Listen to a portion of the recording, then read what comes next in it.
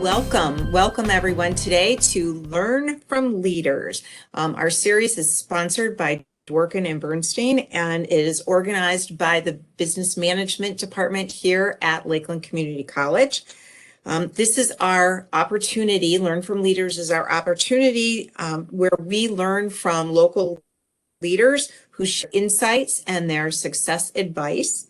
I'm Connie Golden. I'm business management faculty and also the department chair. And on behalf of myself and my colleague, Professor Gretchen Skoke DeSanto, we welcome you and thank you for joining us today. So it is now my pleasure to introduce our guest leader today, Pamela Kurt. First, it's really important to note that Pam is a Lakeland graduate. Yay! After graduating with her associate degree from Lakeland, Pam continued her education at Cleveland State. She earned her bachelor's degree in urban studies, and then she went on to enroll in Cleveland Marshall College of Law's dual degree program. She earned her master's in public administration and her Juris Doctorate.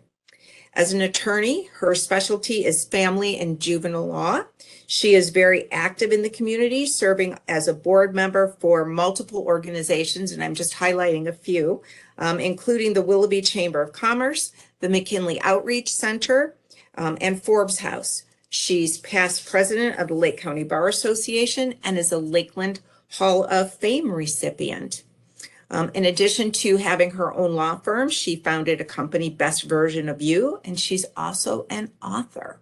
So we are going to begin today's interview by asking Pam if you would expand a little bit on your introduction and give us an overview of your education, the history of your career, a glimpse into what inspired you to start your own business and your own organization, Best Version of You. So welcome, Sure. Pam. Thank you. Thank you. First of all, thank you very much for having me here. It is an honor to come back to Lakeland. Anytime I can give back to Lakeland, it's hard for me to say no. Don't use that in the future. I was going to say, good to know. But I just adore Lakeland. I've been on Lakeland, the foundation committee, and as a former member of the Hall of Fame, I'm pretty involved in that as well, and I enjoy it very much. So Lakeland is something that I don't think everybody realizes until you've gone through it and you look at other counties on what an amazing establishment and how it's such an advantage for Lake County residents as well as the area around. You know, it's something that the 2+2 thing was, I was like one of the first people beginning that whole process when I went on to Cleveland State. So I was very grateful that it's continued, and I know there's more opportunities out there now. I went back to school at Lakeland as a single mom. And it gave me the flexibility to be able to do all that's involved between working and everything else. In addition, once I got to Cleveland State, as you stated, I went there, I finished my bachelor's, I just kept going until I was done, kind of thing. And even in my bachelor's at Cleveland State, it gave me an opportunity. I remember I took one of the bachelor's classes at at the main campus at Lakeland. And the idea was, as I went back to school, I was a very young mom. I decided to go back to school because I wanted to make sure that I could take care of myself and my son for the rest of my life. And I do still feel that education is the key to that. The reason I have my master's in public administration because while I'm in that ideal thought process, I wanted to save the world, right? And I have my concentration in nonprofit. And so I had written, your thesis for your master's, and I did a lot of nonprofit work, and it's always been something that's kind of pulled at me in the background. And initially, when I graduated, I started to work for the city of Cleveland, and I worked in a non-traditional role with a dotted line to the legal department, but also in community relations. Again, that's kind of where my background's always been, is the community, nonprofits, that type of area. And we did fair housing, which at the time, predatory lending, 2008, all of that started to bubble up. And so it was definitely a hot topic. I've lived in Lake County, 20 some years now. I moved here to be closer to Cleveland State to go. And the whole idea, as I was going through that process, again, was a way to make a better life for me and my son. And when I was at the city of Cleveland, I got to the point where I have a law degree. I was writing a lot of legislation. I was doing a lot of grant writing work, and I just wanted to fully utilize the law degree. And I went out on my own, and I also substitute taught in Lake County. And so I kind of juggled the two, and it was like, okay, God, what am I really supposed to do? And the business kind of just picked up and really started to flourish. And so I've been in business for myself with Kurt Law Office, and since early 2009, kind of started around 2008. And right before COVID, I could kind of feel another shift, and I started to just kind of look and dig a little deep. And this is how Best Version of You kind of evolved. During COVID, there was a lot of webinars, a lot of other platforms that were used, and I took a lot of classes, and I found there was a lot of women out there, and I just started to look at my own life. And one of the best things that I love that about the law practice is that I'm able to help people and make a difference. And again, I know that sounds very idealistic, but it is true. It can happen. You just have to realize that a lot of times we can only help one person at a time. I think that when I came out of law school, I wanted to make all these huge changes, and it's little bits at a time.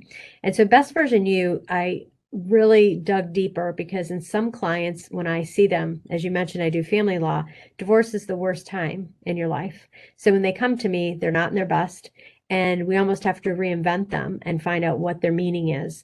And that gives me the most passion. Like, how can I help you? How can I take you to that next level? And how can we do that?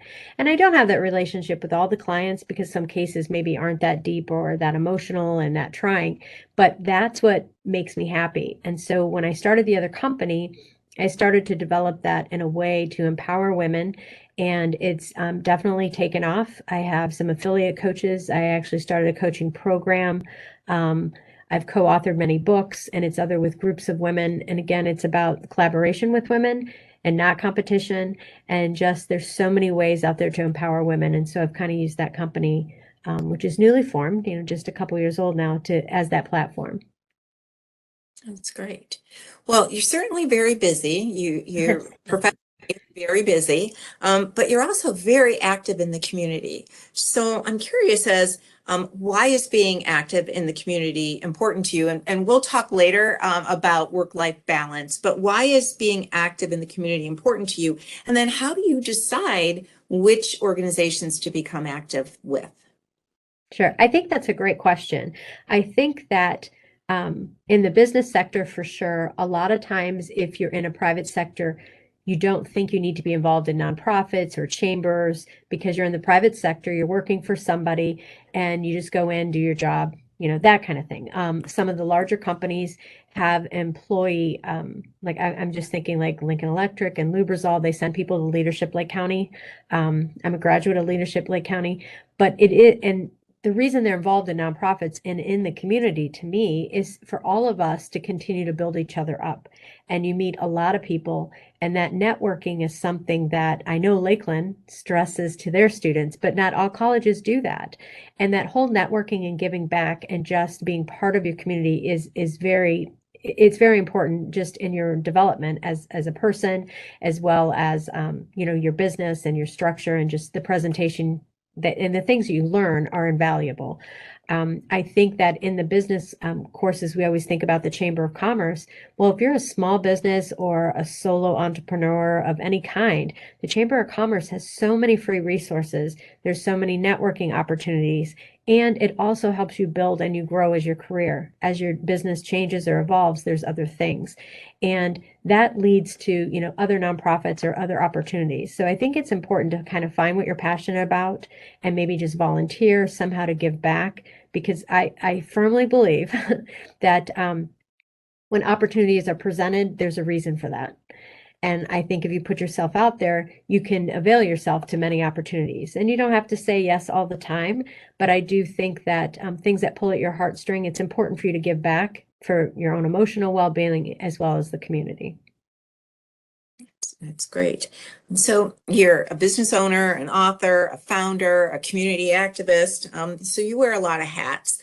And from your perspective, what do you consider to be leadership best practices that have enabled you to be so successful in all that you're doing? I think some of the leadership practices are very basics that probably a lot of people say, from John Maxwell to just, other entrepreneurs and people that study. It just comes down to a lot of simple things. Do unto others as you would want to be done, or have done. I never ask staff or anybody else I'm working with to do something I wasn't or am not willing to do myself. And you always have to remember that the people that you're working with in a leadership role, whether that's in a nonprofit, those actual clients, your staff, your employees, fellow attorneys or colleagues in a business setting, they're humans too. And so sometimes people just are not having the best day. So sometimes your communication and how you read people is very key, because I might come in the office, I might say something, and if somebody's not in the best of mood, that might just be the thing that set them off. So you need to be sensitive to people in the workplace. And as a leader, you get a good read on the people and you look at them. What are their best skills? What are their weaknesses? And you try to always complement those things and try to continue to move, the business forward. I think that as a leader, sometimes it's hard, because in hard times, I think you have to be more stoic, and emotionally, maybe you're crumbling, especially when it came to the pandemic. I know a lot of leaders face this. We had a lot of changes. Offices had to close. We had to decide who's going where. But I could go home and be in a place where, oh my gosh, everything's crazy. But as a leader, you need to show that composure, because they're they're looking at you and counting on you to give any answers and those kinds of things, moving forward, the next step in the direction. And I have to say that I know a lot of small business owners were in a mode of unknown and uncertainty. I think the whole country was. But I think that as a leader, you need to show that I might not have the answer, but we're going to find the answer. And to try to have your emotions and those things kept to yourself. There's other ways and outlets to do that. But as a leader, you need to show that you're going to find an answer, even if you don't, and be willing to admit if you don't have an answer. I think it's important to, I do this. I know that in some big companies they do this, but I've just always done it, is that when you come into the office, if you are a leader, to acknowledge anybody else who's there. Like if you're a leader and you just go from your car into the building, into your office, shut the door, I mean, it's just not a good way to have a working relationship and open communication. I think it's those little things of saying, thank you and good morning and things to people. Again, golden rule and idealistic things, but those little things go a long way in building the relationships. And as a leader, you want those relationships to flourish, because you want to have that loyalty of that person and to continue. I've never had a situation that I didn't want somebody to be able to take my position. I think that's very key for a leader. You always want the best for your people. And if you train them to replace you, then that means you go up a level too. And I just think that we need to continue to compliment people. Again, find out what their strengths are, maximize that. If they're weak in data entry, then that's probably not the task that you would give them to do. So I just think it's very important to remember as the interpersonal skills that, remember they're human, and that you're the leader and it's your job to motivate them to the next step, and always present things the best you can in a positive light. Okay, That was a great. long-winded answer. No, that's a great answer. Multifaceted. Thank you. So what role have mentors or role models played in your career? I think that for me, I know when I speak at the Best Version You type seminars, and I talk about, how I've evolved to where I'm at. I grew up very poor. I grew up, my father died when I was young, and everybody has these kinds of stories, right? I mean, I told you I was divorced, a single person. That's why I went back to Lakeland. And you have those stories, and it kind of makes you who you are. And what I realized is that when I was in Lakeland versus Cleveland State versus starting opening a business, or even now, my mentors evolved. And, now I want to be somebody like Tony Robbins and Oprah, and I want to be at that level of inspiration. And I think that we have to keep an open mind. Like a lot of times people say their role models are their parents, and that's a great start. And you should. But whatever your passion is, find somebody who's doing that the way you would like, and find them and try to mimic them and use them as a role model. The one thing that I would say as a caveat to that, it's taken me time to know, is that I'm different than even my role model. So everything they do isn't always going to be in line with what you want. So sometimes have more than one role model to, to fit rather the different needs and that types of things. The biggest thing I lean on instead of actual like role models and like parents or humans, I guess, is that I always say that I work without a net.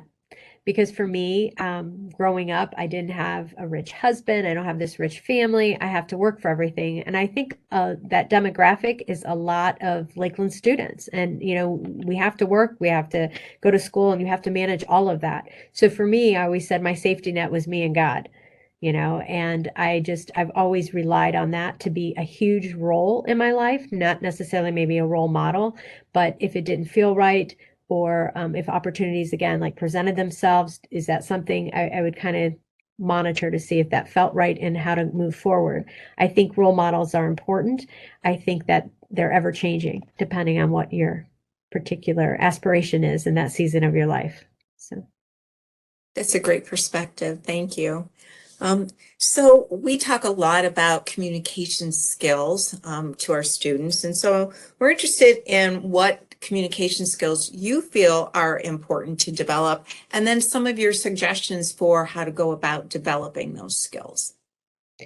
I think the communication skills, communication needs to be as concise as possible and as short as possible. And I think everyone says that from maybe high school or middle school, like when you're writing and that type of thing. And you need to learn to write not as you speak, because as we speak and we have connectors, we will say so, or, these pauses. That's not how you write. So I think, see, I just said so. As you communicate, it's very important for written communication versus verbal communication. If it's a written communication, again, you don't literally write as you speak, but you want to be as concise as you can. Extra words just make things unclear. And I know sometimes conversations or potential things you have to write, or when you have to communicate to someone, especially an employee-employer relationship, or just even in your own life, it might not always be the best. So sometimes people try to skate around it and that kind of thing. I am a person that I do believe being direct, gentle if you need to, but direct is best, because if you add more, it just adds, again, layers of confusion. And I think that being as short as you need to be is good too, because it allows you to get those things out. But then also, if you're going to present your position, another key to communication is you have to listen. Because if you're not listening, you're not going to, people hear and see things differently as we perceive them. And so if you're presenting something, I think you should take the time once you present it to kind of stop and listen, because you want to hear how they actually heard something. And I know some counselors or some, other people will say, well, what I hear you saying is, and then you repeat it back. And I think that's a good trick or a tool that sometimes is beneficial in certain situations. So I think communication needs to be open and honest. I think it needs to be short. I think there's a difference between written and verbal communication. And I think you have to, again, keep in mind that everybody's human, and be kind in your words, and try to go from there. Okay. So we have touched on the topic of networking just a little bit earlier on, and it is something that we feel is important, and we want our students to build their networks. So what suggestions do you have for our students for successfully building their networks? I think it's important to build networks, as you mentioned. You can build networks in a nonprofit setting, in a school setting, in a business setting. One of the things that was hard for me, believe it or not, is that I didn't want people to really know who I am, or, hey, I'm Pam Kurt. Hi, I'm Pam Kurt. It almost feels uncomfortable. And I think that it's important for you to take that step, because people are going to want to know who you are. And especially if you're aspiring and you're in college and you're trying to make these steps, it is important because your name and your reputation and who you are is going to stand out. And so you want to be that person that people remember. And in a networking situation, even if it's a family event or it's somebody you don't know, I know it's hard to be outgoing and sometimes it doesn't always feel comfortable, but it is important because the more you network, opportunities will come to you and in ways that you would have never thought, 3 people over you've introduced yourself to or something like that. Again, I think that networking piece is important, and it ties into community because if you're really passionate about something, maybe you're passionate about animals and you volunteer at the Humane Society and you happen to be volunteering while you're there, and then of somebody who was going to start a new business doing something you like because they were there to get a dog. I mean, that's how things usually develop. And Lake County is large, but it's also small.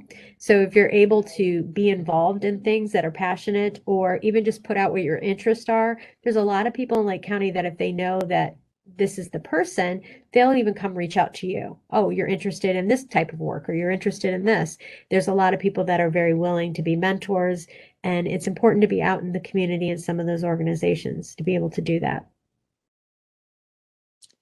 So we've established you're a very involved and very busy person professionally, and you volunteer and you're an author and writer. And so what suggestions do you have for obtaining or maintaining a work-life balance? So I actually have a seminar on work-life balance for attorneys that I've been doing. And then I did a couple at the different libraries locally. And the one caveat I'll say is that I'm very good at preaching it, not as good as practicing it. I do know that work-life balance is super important. I beat myself up for not doing this a lot. I think that for me, sometimes in the different books or whatever, I talk about this as well because work-life balance is very important. However, it means something different to everyone else. So if you work for yourself or you're in a job that's salary and you're working over 40 hours, sometimes work-life balance is bringing it back down to 40 hours. And then, knowing that you have the rest of the week and the evenings or, whatever your shift is to do stuff for your family or do stuff for you. I also think work-life balance is something that, again, it's different for every person, but it depends on what you're yearning for and what you're looking for. So if you ideally find that job that you're so passionate about, the saying going to work isn't like work because, I'm doing something I love, you still need to take time to recharge to do what you love. And so there still needs to be that level of balance. So sometimes work-life balance isn't necessarily 40 hours a week, 30 hours a week. I do yoga 2 hours. I meditate for 2 hours. It doesn't have to be a math thing. It has to be what fills you inside so that there's a level of balance. And when I do the work-life balance seminars, that whole wheel of life that I think all of us could Google and look at and all the different areas, where are you on those areas? And sometimes you forget, and the quickest thing we forget is our own health. And some of the things I bring up in the work-life balance is that, again, I'm really good at preaching it. I have to remember to practice it myself. But if we don't have anything to give, you can't give to anybody else. And I think sometimes we just run and run and run, and it's hard to take a minute for yourself. I know that there's a lot of good things you can do for work-life balance just to get your mind settled and to be able to thrive in what you do. Get good sleep. We should pray, we should meditate, we could journal, we could take bubble baths, all those things. And those are things you could do. However, self-care isn't always a bubble bath. Self-care sometimes means we just shut our phone off and take a break. Sometimes to get some of that work-life balance, just so you're rejuvenated, it really is like no electronics for today. Or maybe today I'm just going to do something I want to do. And that day of just doing what you want to do, while it sounds simple, if you're really busy, that's really hard. And then you realize that one day usually feels like a week. And so you need to have that time to rejuvenate. One thing that, like a lot of other gurus from Mel Robbins, Tony Robbins, all those different gurus. I read a lot of their different tools and techniques. And one thing they always say, take a quiet moment and count. And it's very highly recommended you meditate. It helps you set for work-life balance. That's very hard for me. And so what I tried to do and what I've been passing along is sometimes all I can get is maybe 5 seconds. There's no Mel Robbins 10-second rule. There's no 2 hours of meditation. If I get 5 seconds, just sit in the car, and sometimes that's where it's at, or just walk away from situations, it still gives you enough balance and you're able to kind of decompress a little bit, because 5 seconds really can be a long time. If you're away from electronics, and you're just by yourself. And sometimes you need to do that just to step away. So I think work-life balance is different for everybody, but you have to realize what your priorities are. And everybody's priority needs to be their own health. Because again, if you don't have it, you can't give it away. And then, of course, your own spiritual priorities, your family, work. And I know there's a lot of cliches that say, when somebody passes away, they never wish they had one more day of work, or if you die at your desk and everything like that. And so you just have to put things in perspective. I think that's hard when we're running and running and running. And it's something that's just every day. If you could just, whatever your own practice is, whether that's journaling or prayers or meditation, you just need to take the time to do that, to put things in perspective for you and to be the best you. I have a friend of mine owns Chick-fil-A, and she would talk about how customers get so upset, about chicken. And I'll like, oh, all my clients are mad because they're in a divorce. And so I get like mine's a little different because it is a life-changing event. But she's like, you have to remind people, like, this is just chicken. And I started to think about it, and I thought, well, you know what? To me, when we're going through divorce and everything, and there's children and there's money, it did help me a little bit, because most of the time the things people fight over, you'd be surprised. I mean, yes, you hear terrible stories, but it's like the $10 crock pot or these things, just, to get back. So I've kind of like, hold on, I don't sell chicken, but I can come to a place that, let's put this in perspective. Like, your mental health is worth more than fighting for a $10 crock pot, or in any situation to be upset about the chicken at Chick-fil-A or whatever the situation is. It's just, is it worth the energy? And I've picked up tools and traits. One of my friends, who actually is also a Lakeland grad, and she's now a PSYD, she does therapy one-on-one with people. And I just thought, oh my gosh, how draining. Because I know when I'm really in a case after case, some days that emotional, it's drained. And how do you balance and, recharge yourself for your real life, if there is one, after work? And she said she started telling her clients that every day she starts with 50 marbles. And each client, depending on how draining it is or whatever the task or the discussion, she has the little marbles. So she has this one lady that calls almost every day. And she said, well, I told her today her problem's a 20 marble problem, and I only have 10 left, so she's got to call back tomorrow. So I'm not saying to do that, because it's probably not the best customer service, but it does put in perspective. Like, each day we can only do so much. And you've heard people say that it's not within my bandwidth today. And that's true. That's really true. Like, your body and your mind can only do so much. So big projects, mapping them out, trying to plan, talk to other people. But anytime you feel overwhelmed, and I think this was a hard thing for us in COVID, it is good to have human interaction, right? To either decompress, just walk by, because you can feel the energy, and just kind of like calm yourself down. And in COVID, we were all feeling these anxiety, and everybody was kind of stuck to themselves. So I think that work-life, again, balance is probably a little different for everybody. But whatever makes you more centered and feel content about doing what you're doing, life's too short not to. So I think that work-life balance is very important to achieve that as well.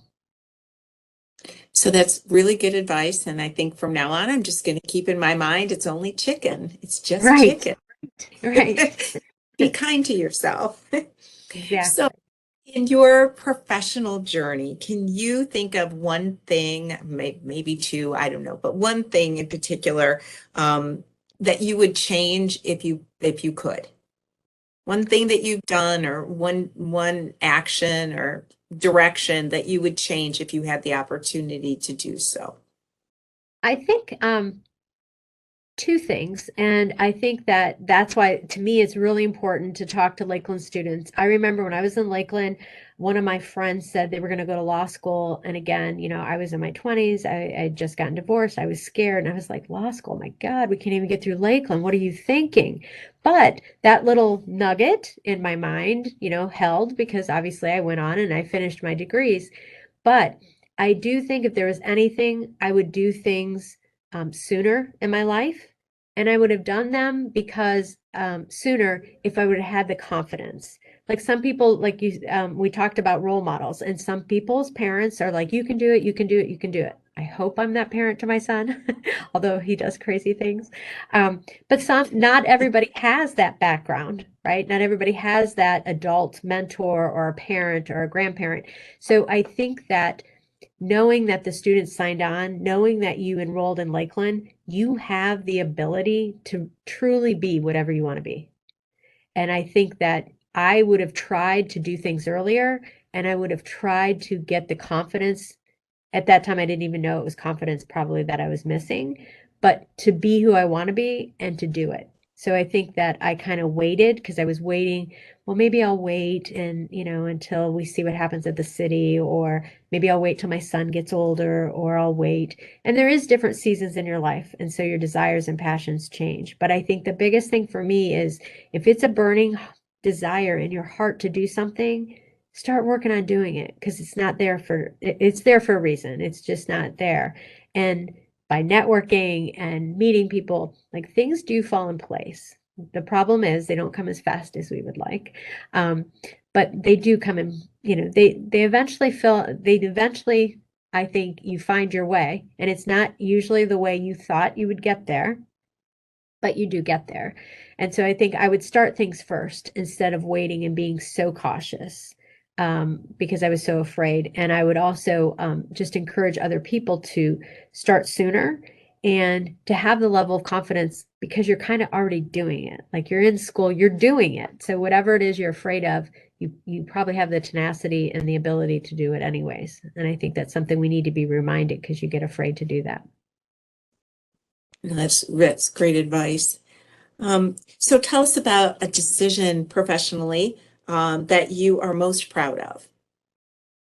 I really do believe it was starting my own law firm. It has opened the doors for me to do a lot of things. And a lot of times when I'm in the trenches, I forget that what it is to do that. My law firm is definitely small now compared to what it was. I started in Wickliffe. I mean, I've grown. I had 15 lawyers at one time, and we had 4 different locations going. And lawyers are hard to manage. I always say they're worse than kids, but they are hard to manage. Um, and it's been fun because, I love everybody at Dworkin and Bernstein, and I'd always say, oh, I'm going to be bigger in Dworkin and Bernstein, and I'm just chasing and I'm just chasing. And I probably could have got there. But the reality is that I'm content with the clients that I have. And when you start to grow so big, now you become more just in management, and and I have to do operations and administration, and it's hard to balance both. Um, and as people left, I have people that left me that went to become a judge or moved out of state or became prosecutors, or, they moved on in their careers. I just never really replaced them. And we just kind of started downsizing, and then with COVID. So I think that the law office, by me having that, it gave me the flexibility to experience so many things, and also to help so many different people. And as the law office, we used to do them before COVID, and we've kind of done a couple. So we'll probably be back, I would assume, in full swing next year. But I go to all the libraries, and we'll just talk maybe about landlord tenant law or child support law or different areas of law. And again, it's a way for me to give back through the guise of the law firm. So the law firm has just allowed me to have so many opportunities, and opportunities for the people that work for me. I've seen people, we've gone through college, they've turned into attorneys. It's our efforts, and it's hard for me to believe, but like, yeah, like, I'm providing for their families. and we always, before COVID again, but we used to always go to Indians games, Captains games, Monsters games. We really became a big family. And I think that opening the law firm allowed me, again, to help individuals and clients, but also to help a lot of other people. And so I think that's probably the best decision. It was scary because, like I said, I was scared, and I maybe have a client or two, and was substitute teaching at the time, and I was like, okay, God, what am I supposed to do? And then the phone really just never stopped ringing, which it's still, I have to unplug it as we're sitting here. So it's okay. It's a good thing. And that's great testimony to your leadership as well. So yeah, Thank congratulations. you. So, Thank you. so as we are getting ready to conclude, if you could give us some advice that you would offer to our students, to our future graduates, that you wished someone had shared with you when you were about to graduate from Lakeland, what would that advice be? I think it kind of goes back to a little bit about what I was saying, but I think that my advice would be is to follow your heart and your passion and have the confidence to continue down that path because there's so many things. And if they're graduating from Lakeland, then you're able to do it. And that to me is the biggest piece, and find people to help you get there. But I just, if it's in your mind, you can do it. And I think, especially now they've graduated, you're kind of afraid, like, okay, I have my degree. Now what do I do? I went on some interviews. And if it doesn't feel right, then don't do it. Definitely do what you're passionate about. And it's taken a long time for me to evolve to kind of clarify that in my own journey. And even the Best Version You, that's how it kind of all developed. So there is a specific coaching program that I did for the clients of that. It's called Dream, Believe, and Achieve. And it's 3 different components because I want you to think, if money and time is no object and we wake up tomorrow, what would you do? And it's usually not what we do every day, 9 to 5, right? So how do we get there? And then I think as graduates, start to think about that because you're starting to lay your path down. And again, things don't happen overnight, but be confident that you can get what you desire. I'll just tell you a quick story. So I used to always say that to my divorce clients because you're restarting your life. And I'm like, if money and time is no object, what would you do? And so some people go really deep. Tomorrow I'm going to wake up in the sunset on the beach, or, and I'm like, okay, now I'm talking about your career, but whatever. So, it depends. Well, I had a couple that divorced in their late 70s. It was second and third marriages, and it really wasn't long term, so it wasn't sad. I've done some sad ones too, but I was just, asking her the question because she seemed a little distraught and upset.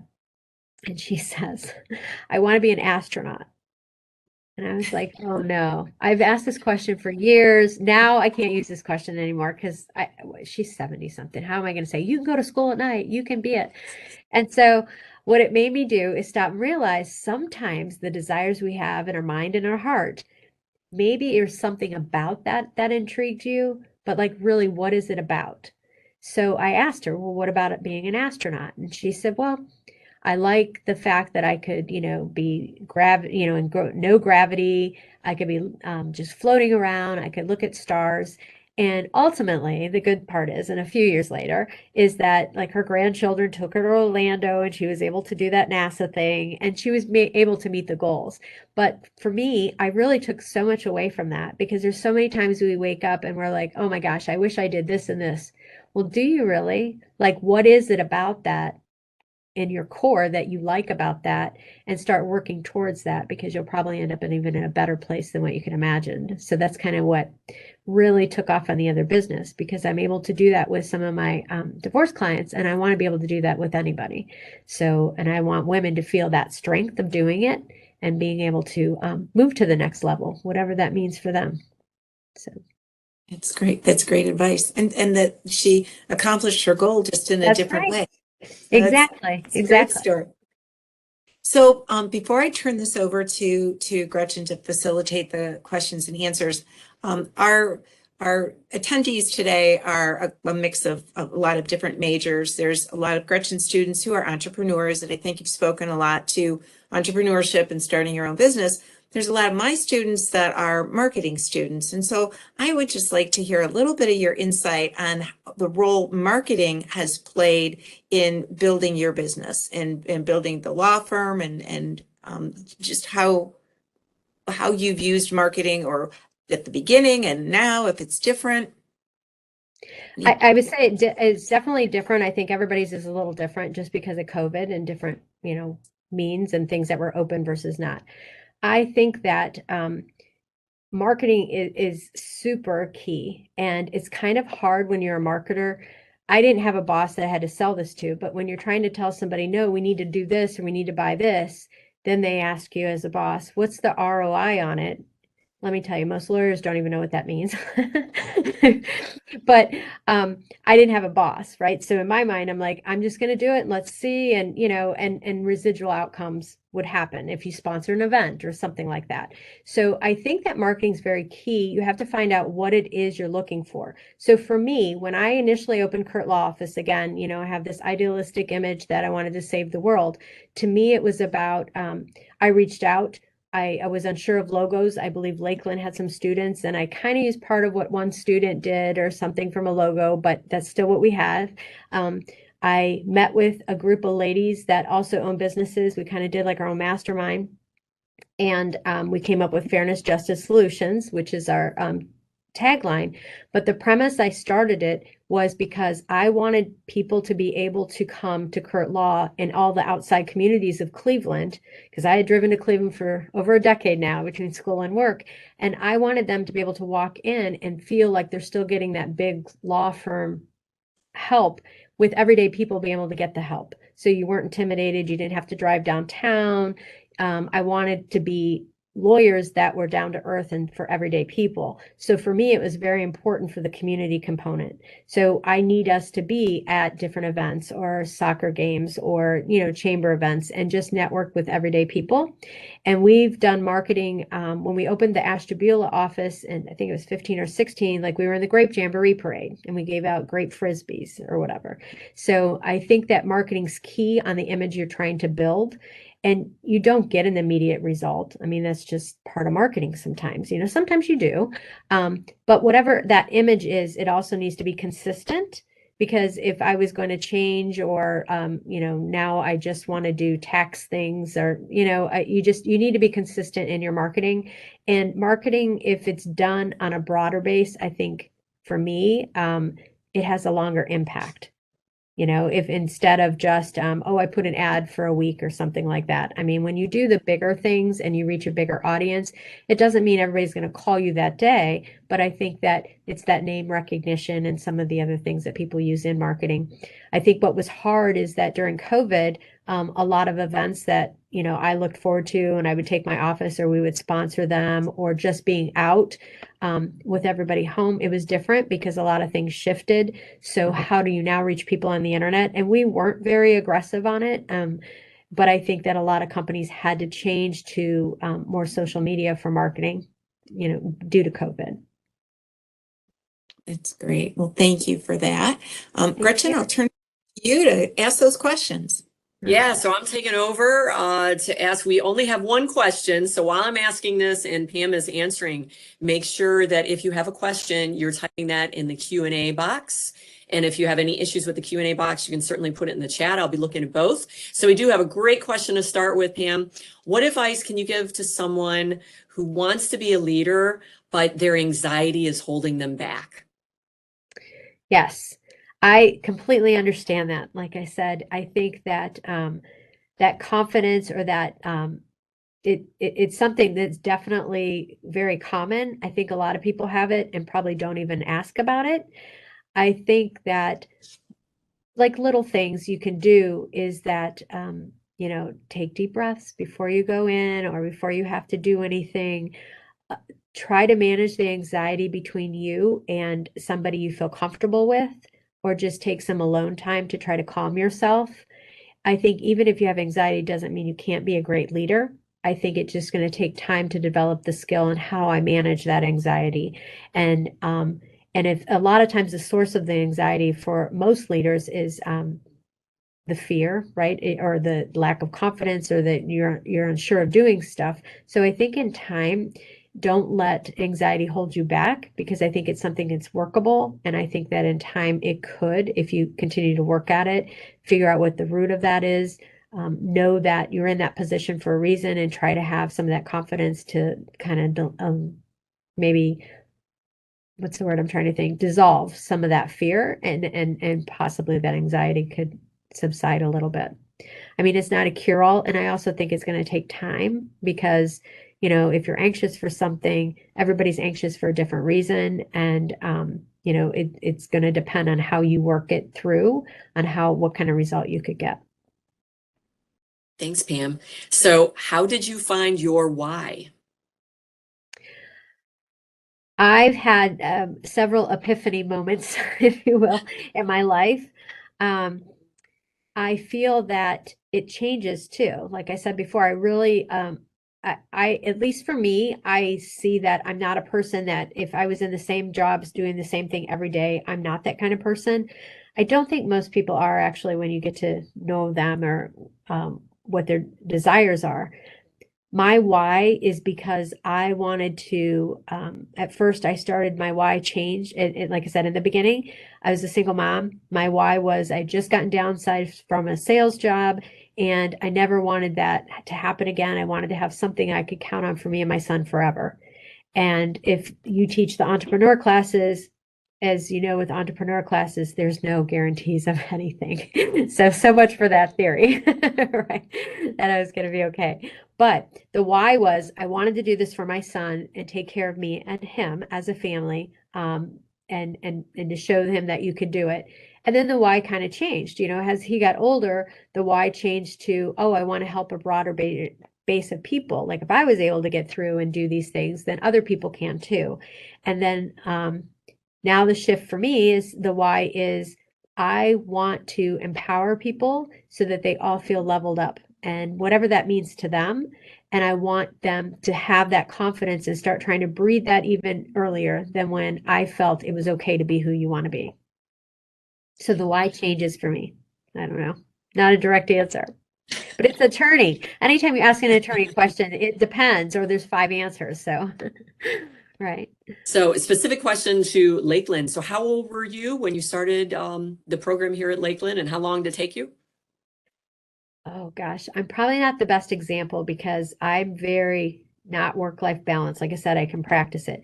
So I went back to Lakeland, and I think I just turned 27, and I went day and night, literally took 20 to 24 credit hours. And so let me see, that would be 97 to 2003. In 6 years, I had finished my associates, my bachelor's, my master's, and my law degree.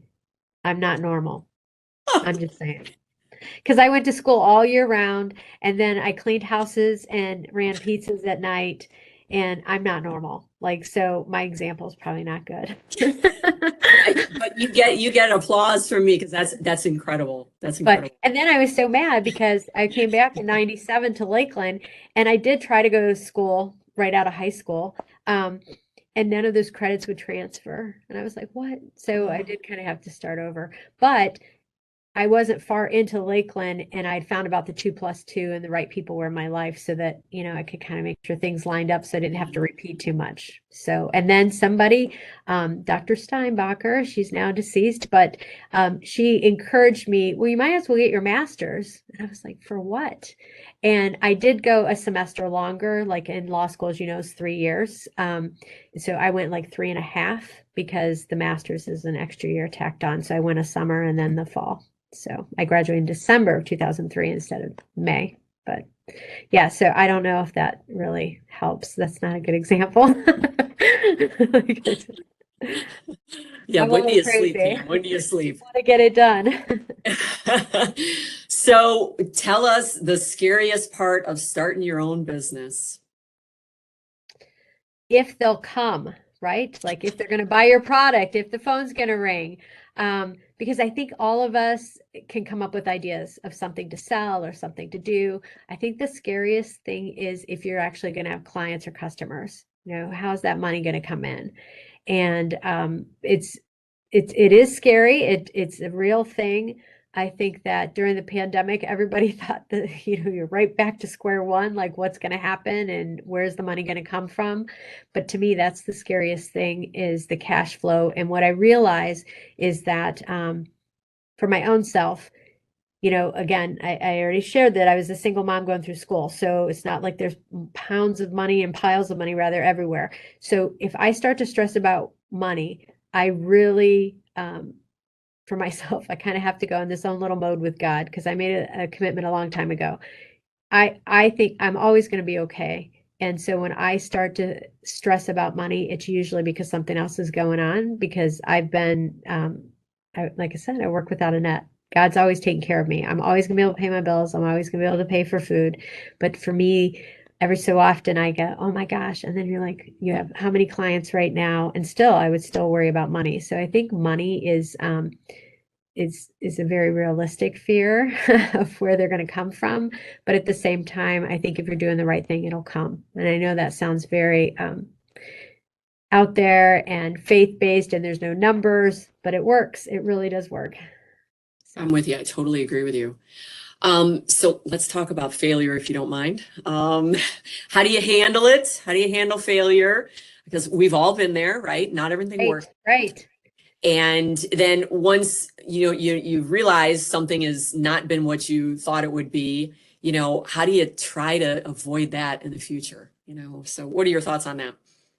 So failure at the beginning, for sure, beginning of being out on my own, I thought failure is a bad thing, right? Like I can't fail.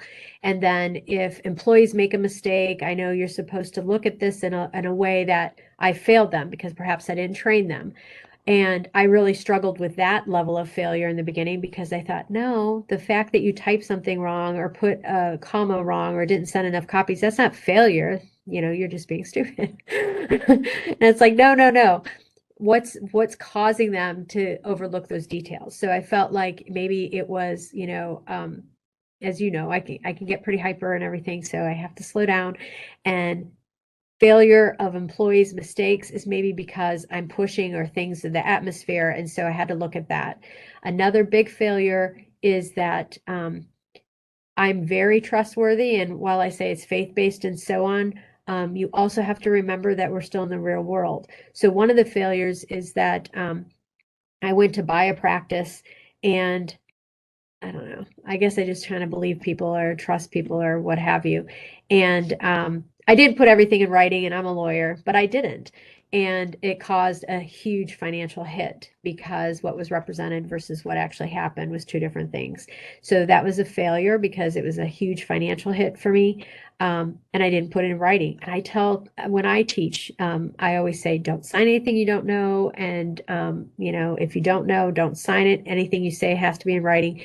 And, I did that, and it cost hundreds of thousands of dollars. And so to me, that was a failure, because that purchase was nothing. I mean, it was just paper crap. But that was a failure. And it was me trying to be, I don't want to say too trustworthy, but you need to be cautious, and you need to protect yourself, and you need to remember that. So while I'm saying, faith and the fear, as a business person, there's still that you have to make that delineation to run a business properly. I mean, you still have to have numbers, you still have to, do certain matrix to make sure you make it.